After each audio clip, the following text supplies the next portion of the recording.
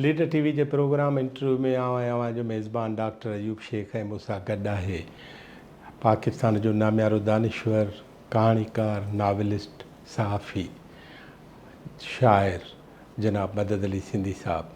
मदद अली सिंधी साहब जूं ॿियूं बि कई कायाऊं आहिनि ऐं उन्हनि खे माण्हू खणे त पोइ इलाही कम तरुगो तारुफ़ में हलियो वेंदो। असांजी पहिरीं निशस्त हुन सां अवल थी, अॼु हुन जे सां ॿी निशस्त आहे। ऐं पहिरीं निशस्त जे हवाले सां थोरियूं ॻाल्हियूं करणु थो चाहियां। हिकिड़ी ॻाल्हि हीअ आहे त हज़ारे माण्हुनि साईं जूं पहिरियों 2 किस्तूं ॾिठियूं आहिनि। उन में कई माण्हुनि तबसरा कया आहिनि।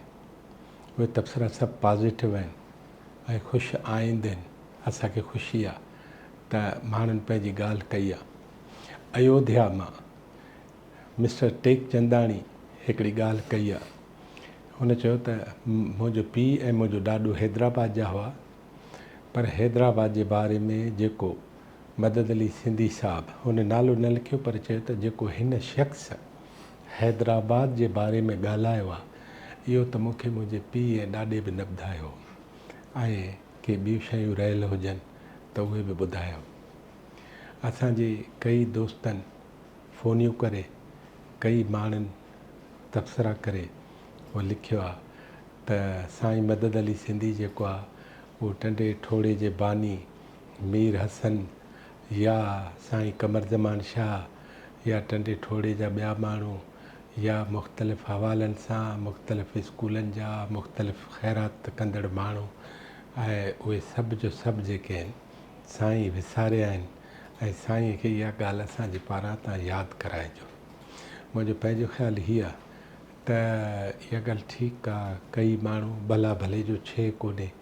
हैदराबाद शहर अव्हांजे करे ई त आबादु हो ऐं हैदराबाद खे आबादु करण वारा अव्हां हुआ। साईं जा वालिदेन, उन्हनि जो हिकिड़ो हिसो त हैदराबाद शहर जे सॼी समाजी हैसियतुनि में आहे, पर हू वरी बि हिकिड़ो मुशाहिदो कंदड़ ऐं नंढे हूंदे खां जीअं हैदराबाद ॾिठो अथऊं उहो पेश करण जी कोशिशि कई अथऊं। असां वरी अॼोकी हिन निशस्त में सभ खां अवल साईं खां इहो ई सुवालु कयूं था त पंहिंजूं किस्तूं पाण ॾिसण खां पोइ जेके शयूं जेकॾहिं रहिजी वियूं आहिनि त उहे वरी असांखे ॿुधाए जीअं माण्हुनि जी तशफ़ी थी सघे। मदद अली सिंधी साहब सलाम अलैकुम। साईं वालेकुम सलाम। वॾी महिरबानी, मूं तमीद ॿधी छॾी आहे हैदराबाद शहर जा रहियल पासा जेके। साईं हिकिड़ो अर्ज़ु करणु वारा, तव्हांजो मूंसां बि केतिरनि दोस्तनि इहे राब्ता कया आहिनि, पर तव्हांजो सुवालु हो त उन वक़्त जूं सियासी धुरियूं कहिड़ियूं हुयूं? न, मूं हैदराबाद शहर जे हा, हैदराबाद शहर जी। हा, त मूं मांखे ॿुधायो त हैदराबाद में सियासी धुरियूं सिंधियुनि जूं 2 हुयूं, कादी साहिबनि, मेमून साहिबनि, टालपुर साहिबनि। ईअं त हाणे ॿिया तमामु घणा असांजा जेके तालुक़ वारा जीअं हाणे मां इहे हुयूं जिन खां उन वक़्तु पोइ त हाणे मिसाल तौरु उन वक़्तु उर्दू स्पीकिंग कंहिं मूंखे चयो त नवाब ज़ाहिद अली, वाक़ई नवाब ज़ाहिद अली खान बि कंहिं ज़माने में हिकिड़ो MPA बि रहियो हो ऐं नवाब मुज़फ़र बाद में आयो। पर तव्हां कयो मूंखां, अच्छा मूं तव्हां सां मुबारक अली जी बि ॻाल्हि कई जेको माण्हुनि खे यादि न हूंदो। इहे हुयूं सियासी हैसियत। हाणे त तमामु घणा घर हुआ। हाणे मिसाल तौरु न्यू मस्जिद सिनेमा जो मालिक हो लाला नूरदीन, उनजो भाउ हूंदो हो अला बख्श टोनी, इहे बि सदर जी फैमिली हूंदी हुई। अब्दुल अज़ीज़ बरोही, हलीम बरोही जो पीउ, इहा बि हिकिड़ी असांजा समाजी तालुक़ वारा हुआ। पाण ॻाल्हि पे अच्छा सियासत में था अचूं, Sain Mohammad Ali Shah Jamod chairman local board, उहो बि हैदराबाद जो, पर छाकाणि मटियारी जो हो, पर उनजो बि सियासी असरु, उनजो पुटु ज़ुल्फ़कार शाह जामोद। वरी जॾहिं पाण था अचूं टंडे जानिया में साईं दादन शाह तमामु मशहूरु माण्हू हो, जंहिंजो हींअर साईं ज़बार शाह आहे, इहे बि तमामु इम्पॉर्टेंट हुआ। टंडे आगा जे मिर्ज़ा जी मूं तव्हांखे ॿुधायो त तमामु हिकिड़ी अहम फैमिली हुई।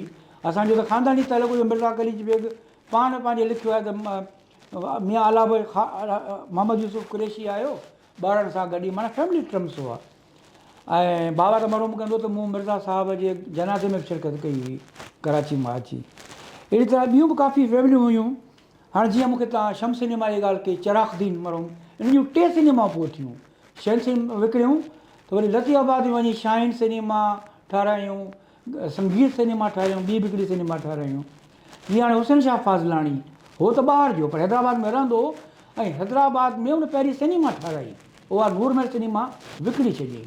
2 घर हुअसि, हिकिड़ो घरु हुअसि हुन में आमिल कॉलोनी में, उन में वरी सिनेमा हाउस बि हूंदो हो। हुननि जी आदत हूंदी त जिते रहंदो उते वरी सिनेमा बि उन प्रोजेक्ट ठहंदो, माना स्क्रीन ठहंदो। वरी ॿियो घरु ठाराईं जी बहितरीनु शानदार टिमाड़ ख़ूबसूरत बिल्डिंग, उन में मथे सिनेमा हूंदो। पोइ जेका मखदूम साहब वरिती, जेको सरवरी मंज़िल ऐं अदबी बोर्ड। हाणे इहे अहिड़ा माण्हू हुआ जिन जो हैदराबाद में समाजी ऐं शाहूकारी तमामु हिननि जो वॾो तालुक़ु हो। ऐं मोहम्मद सालेह बलोच वकील, हैदराबाद जा मशहूरु फैमिली हूंदी हुई, इहे बि रहंदा हुआ। ऐं मां सम्झां थो त इन्हनि माण्हुनि जो जेतिरो बि ज़िक्र कजे उहो घटि आहे। इहे काफ़ी माण्हू रहिजी विया हूंदा। हाणे जीअं काज़ी फैमिली, ईद नमाज़ हमेशह काज़ी पढ़ाईंदो हो। उहो ईदगाह जे त हींअर हाणे त तव्हांखे ईदगाह मैदान नज़र ई कोन ईंदो। हिकिड़े में मैदान ठही वियो, हिकिड़े में स्कूल ठही वियो, हिकिड़े में पासे में जेको आहे सो अलाए छा ठही वियो आहे। हाणे उहो गुल मोहम्मद शाह गुल हूंदो हो, उनजो पोइ हाफ़िज़ शाह, ॿई भाउर, इहे शाही बाज़ार में रहंदा हुआ। इहे समाजी हैसियत वारा हुआ। पर जॾहिं पाण पॉलिटिक्स जी ॻाल्हि था करियूं, सियासत जी, अमली सियासत जी, ऐं तव्हांखे गुज़ारिश कंदुसि त पार्टीशन खां पहिरीं हैदराबाद छा हुई, उन लाइ तव्हां मूंसां कहिड़ी अलॻि हिकिड़ो इंटरव्यू कजो त आउं तव्हांखे ॿुधाईंदुसि त हैदराबाद में न फ़क़ति हिकिड़ी मुहबत हूंदी सिंधी मुस्लिम, हिंदू मुस्लिम में, कॾहिं बि को झेड़ो कोन थियो। हैदराबाद में हिंदू घणा हूंदा हुआ, पर ॿ दफ़ा उते मुस्लमान जेको आहे सो प्रेसिडेंट थियो आहे। काज़ी आबिद जो पीउ काज़ी अब्दुल कयूम हो त सेवण जो, पर म्यूनिसिपल जो प्रेसिडेंट थियो आहे। ऐं उनखां अॻे बि जेके हिंदू बि थिया आहिनि, तिन में कॾहिं बि तसुब कोन हो।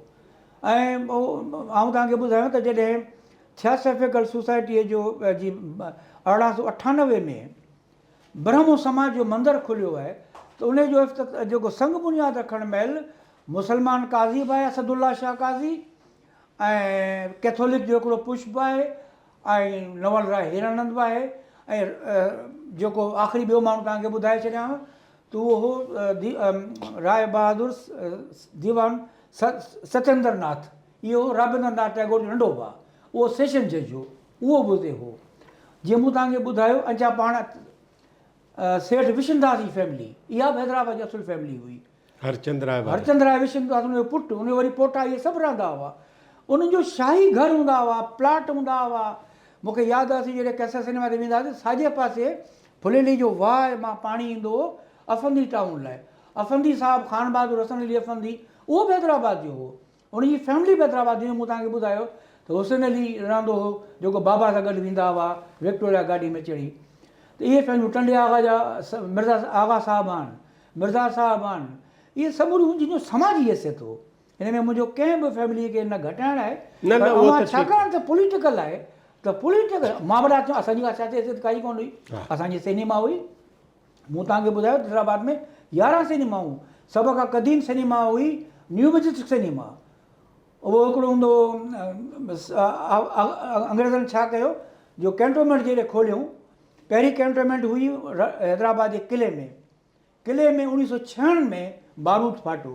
बाबो मूंखे ॿुधाईंदो त आउं नंढो हुउसि, असां का यारहीं शरीफ़ कई हुई, शाम जा 5:30 खनि थिया, धमाको थियो त ऊंदहि अची वई। माण्हू सम्झो त को हमिलो थियो आहे, त माण्हू घर छॾे, पोइ हुननि पड़ो घुमायो, छाकाणि शहर त इहो हो न, तव्हांखे ॿुधायुमि। पोइ हुननि चयो त न, इहो धमाको थियो आहे, बारूद फाटो, हुन में माण्हू बि मुआ हुआ, किले जी हिकिड़ी भित बि किरी पई हुई। पोइ हू कैंटोनमेंट खणी आया 1907 में हिते सदर में। त हुननि छा कयो, गुलबाग ख़ान हिकिड़ो पठान हो, उनखे आंदऊं, उनखे चऊं तूं थिएटर ठाहे। न्यू मैजेस्टिक सिनेमा हैदराबाद जी पहिरीं सिनेमा हुई। उन खां पोइ हिंदुनि जे ज़माने जी जेका हुई शम सिनेमा सॾिजे थी, इहा जगजीत सिनेमा, जग सिनेमा। वरी एलाइट सिनेमा, इहा बि हिंदुनि जे ज़माने जी। कैपिटल सिनेमा हिंदुनि जे ज़माने जी। निशाद सिनेमा हिंदुनि जे ज़माने जी। नयूं सिनेमाऊं पाकिस्तान खां पोइ जेके ठहियूं, जीअं मूं तव्हांखे ॿुधाई, असांजी कैसर सिनेमा ऐं फाज़लानी साहब खोली।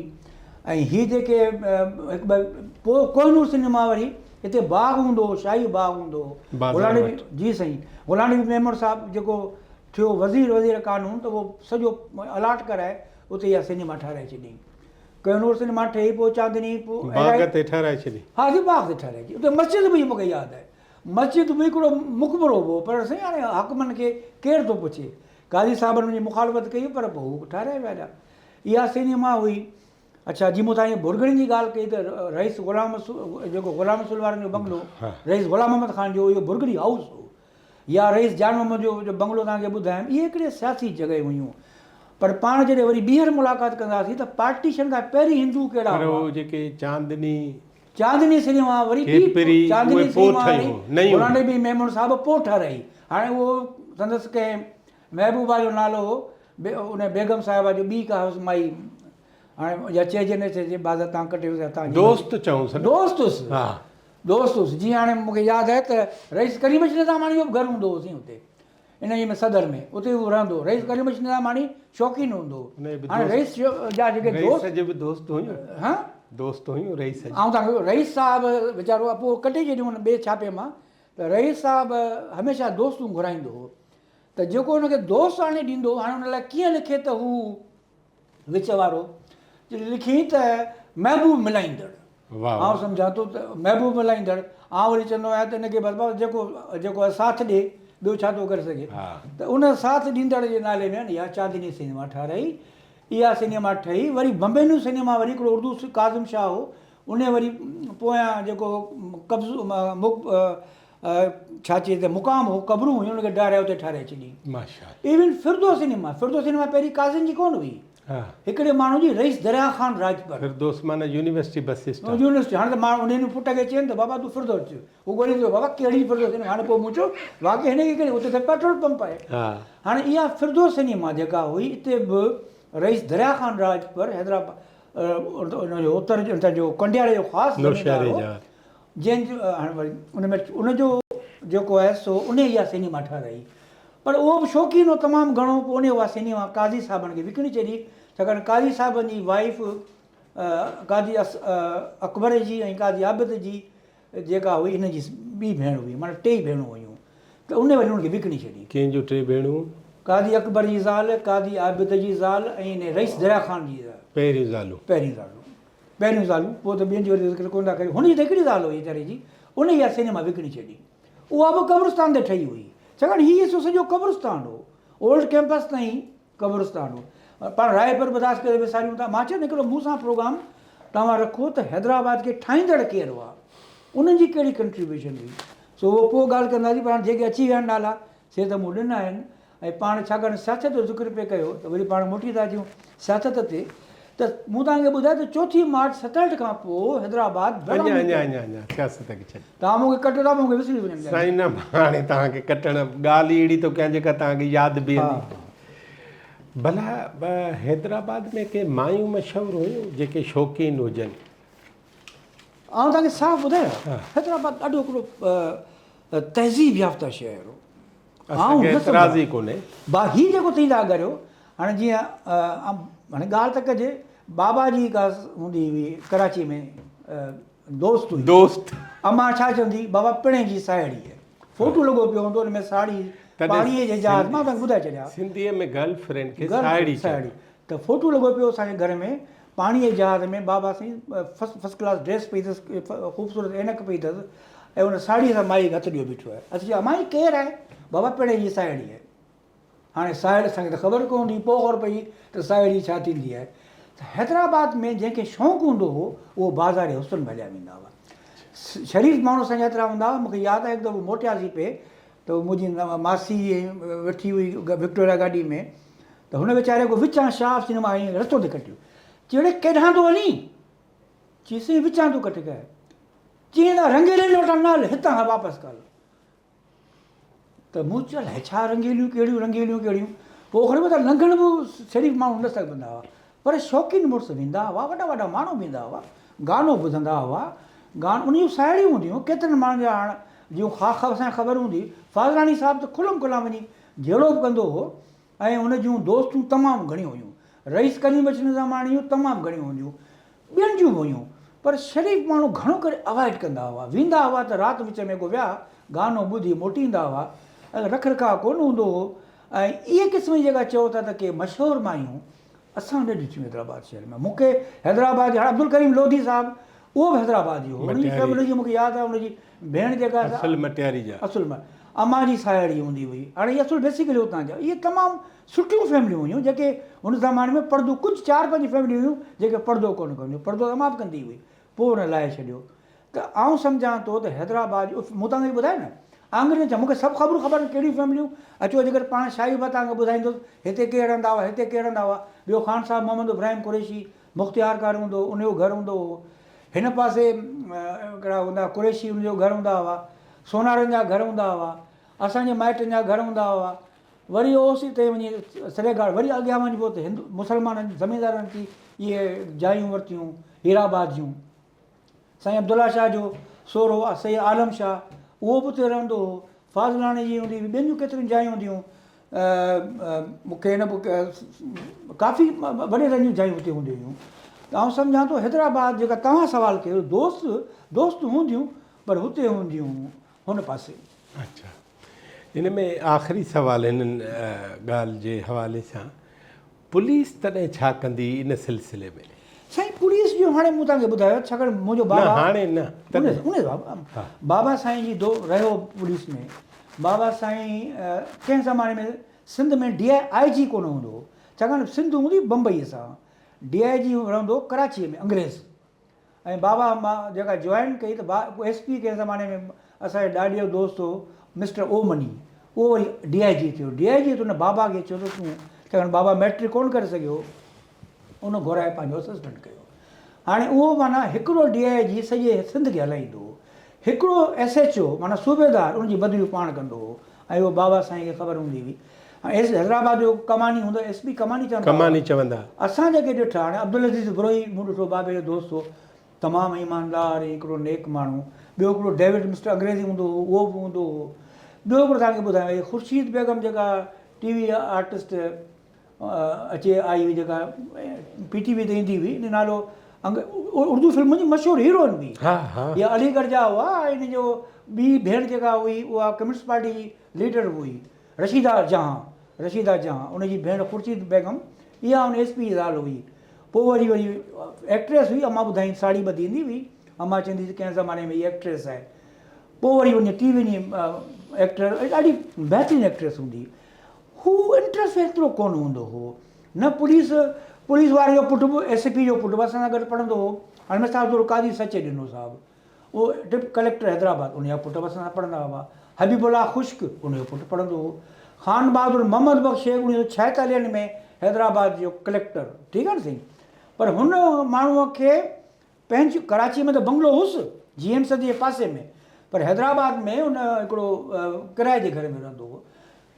ॿिया एतिरा केतिरा मूं ॾिठा। ॿियो हिकिड़ो सुरयो साहिबु हूंदा हुआ, ॿिया हूंदा हुआ, पर को बि पंहिंजो जेको उहिदो करे ॾेखारणु कोन चाहींदा हुआ। मां न संभरां त के कामोरे जो पुटु सरकारी गाॾी में आयो हुजे, इहा तमामु वॾी ॻाल्हि हुई।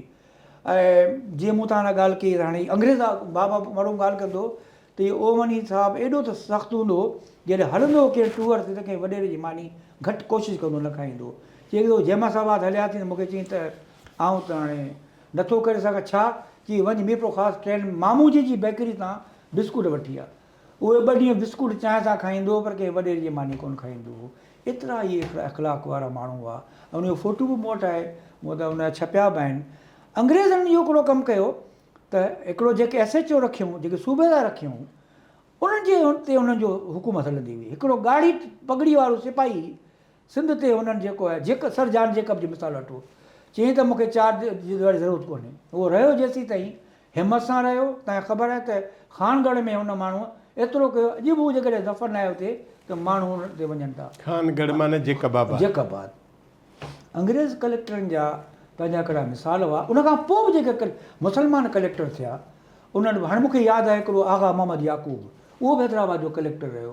उहो वरी मुंहिंजो वाक़ुफ़ु थियो, अॻे त नंढे हूंदे सां ॾिठो। आगा मोहम्मद याकूब इहो ई आहे शाह लतीफ़ जो, हाणे तव्हांखे वरी ॿुधाईंदुसि त वरी ॿी ॻाल्हि आहे। उहो मुंहिंजो नंढे हूंदे सां ॾिठो। ॼण बाबा मरूम जो दोस्त हूंदो हो नवाब राजा साहिबु महमूदाबाद, जेको आख़िरी महमूदाबाद, इहो बि हैदराबाद ईंदो योम हुसैन में तक़रीर करणु, त मानीअ सां खाईंदो। ऑफिसर बि ईंदा हुआ त वधि में वधि मानी कंहिं दोस्त वटि खाईंदा हुआ। बाक़ी आउं न संभरां, उन ज़माने में कराची में हिकिड़ो SP हूंदो हो 1956-57 में, रसूल बख्श बलोच। बाबे मरोम वटि कंहिं ज़माने में उन ज़माने में हेड कास्ट माण्हू मथे थींदा हुआ न, उहो एस पी थियो उन ज़माने। त बाबा वटि ईंदो हो, बाबा जो दोस्त हो घाटो, हिते गार्डन ईस्ट में बंगलो हूंदो हुउसि। हैदराबाद हिकिड़े कराची हिकिड़ो एस पी तमामु वॾी ॻाल्हि आहे, पर आउं न हिकिड़ो को पंहिंजो बंगलो को ठाराई पंहिंजे महिनतुनि सां, बाक़ी न अच्छा उन ज़माने में खाइण जो रवाज ई कोन हो, पाण नथा वरी कराची में शहीद अला भई सूमरो 2 दफ़ा सिंधियो चीफ मिनिस्टर थियो, हिकिड़ो बि घर कोन्हे हुनजो। प्राइम मिनिस्टर हो, प्राइम मिनिस्टर जंहिंखे प्राइम मिनिस्टर चवंदा हुआ, हा। पर शहीद अला बख्श सॼी ज़िंदगी को कराची में पंहिंजो घर कोन ठाहे सघियो। सर ग़ुलाम सिंह हिदायतुल्लाह जा त 2 टे घर हुआ, अयूब कोड़े जा 2 टे घर, पर हुन माण्हूअ हिकिड़ो घर कोन ठाहियो ऐं कॾहिं पंहिंजे गाॾीअ ते झंडो न हई। हाणे वरी ॿियो मौज़ू थी पवंदो, पाण अची वेंदासीं। असां कोशिशि कयूं था ऐं ज़ाहिर आहे त हीअ हिकिड़ी उञ आहे, इहा उञ उझाए नथी सघिजे। ऐं मां तव्हांखे ॿुधायां त असांजो गुज़िरियल प्रोग्राम अदी महताब अकबर राशिदी ॾिठो त हुन चयो त मदद अली सिंधी खे चयो त जिन जिन शहरनि में जेलनि में ऐं झगड़नि में झेड़नि में रहियो आहे, उहे सॼा तफ़सील जेके आहिनि उहे कलम बंदि अक्स बंदि कराए। सो हुनखे पाण हैदराबाद जी ॻाल्हि वणी ऐं हू पाण हैदराबाद में कई ज़माना रहिया बि आहिनि, त हुन चयो त ज़बरदस्त ॻाल्हि आहे। अञा बि कई शयूं रहिजी वियूं हूंदियूं। हिते असां हिकिड़ी नंढड़ी साई था वठूं, साईअ खां पोइ असां अञा हैदराबाद जो हिकिड़ो कैरेक्टर आहे जेको आहे जनाब मदद अली सिंधी जी वालदा।